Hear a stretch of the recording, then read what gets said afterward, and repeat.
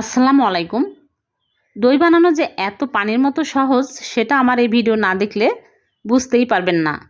আমি আজকে দই বসাবো সূর্যের তাপে।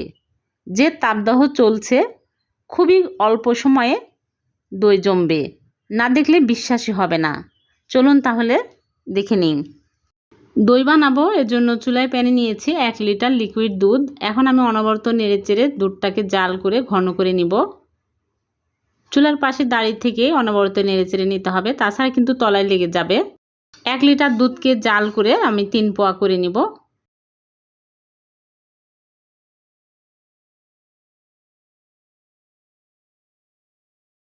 অনেকটাই ঘন হয়ে আসছে দেখুন। এখন আমি দুধ চুলা থেকে নামিয়ে নিচ্ছি। চুলা থেকে নামিয়ে এক সাইডে রেখে দিলাম, আর এইদিকে আমি ক্যারামেল তৈরি করব। এর জন্য চুলায় একটা পাত্র বসিয়ে পাত্রটা ভালোভাবে গরম করে নিয়েছি। দিয়ে দিচ্ছি 1/2 কাপ চিনি। চিনি দিয়ে আমি চুলার আঁচ একদম লো আঁচে করে নেড়েচেড়ে ক্যারামেল তৈরি করে নিব। আস্তে আস্তে চিনি গলে সুন্দর কালার চলে আসছে। আমি বেশি কালার করব না, যখন সম্পূর্ণ চিনি গলে সুন্দর কালার চলে আসবে তখনই আমি এর মধ্যে দিয়ে দিব লিকুইড দুধ। এর চেয়ে বেশি কালার করব না। এখন আমি যে দুধ জাল করে রেখেছি ওই দুধগুলো সম্পূর্ণ দিয়ে দিচ্ছি। দুধ দেওয়ার সাথে সাথে কিন্তু ক্যারামেল একদম দলা পেকে আসবে। দেখুন এইরকম শক্ত হয়ে আসবে। এখন আমি নেড়েচেড়ে আরও 2 মিনিট জাল করে নেব। আমি সবগুলো দুধ দিয়ে দিলাম। দিয়ে নেড়েচেড়ে নিলেই দেখা যাবে ক্যারামেলের সাথে দুধ সুন্দরভাবে মিক্স হয়ে গেছে। আমি 2 মিনিট জাল করে নিয়েছি, আর এর মধ্যে আমি 2 টেবিল চামচ চিনি দিয়েছিলাম, স্কিপ হয়ে গেছে।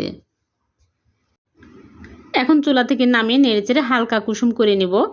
গরম দুধের মধ্যে কখনোই দই বীজ দেওয়া যাবে না। হালকা কুসুম হলে আমি এর মধ্যে টক দই দিব। এখানে আমি একটা বাটিতে নিয়ে নিচ্ছি টক দই 1/2 কাপ। আগে পানি ঝরিয়ে নিয়েছি, এখন একদম ভালো করে স্মুথ করে ফেটিয়ে নিব।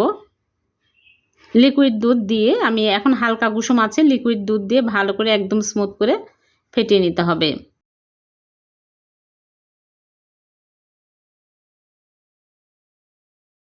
ফেটানো হয়ে গেলে দুধের মধ্যে সবগুলো টক দই দিয়ে দিচ্ছি। আপনারা চাইলে মিষ্টি দই দিয়েও দই বানাতে পারবেন।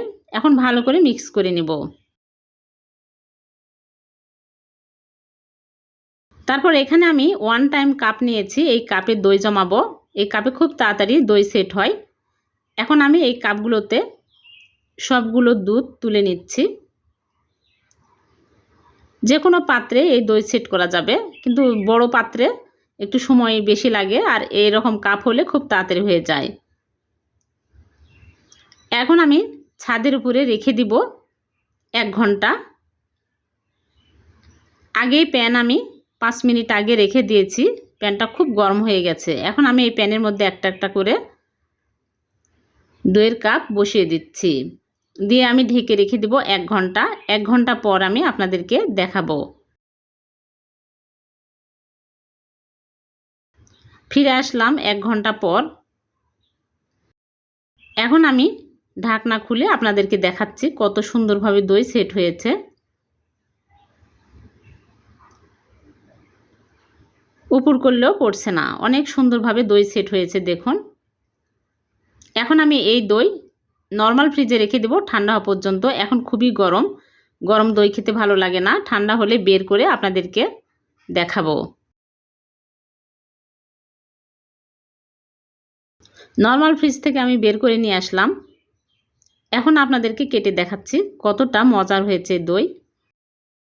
বাড়িতে না বানালে কিন্তু বোঝাই যাবে না যে এত সুন্দরভাবে রোদের তাপে দই জমে।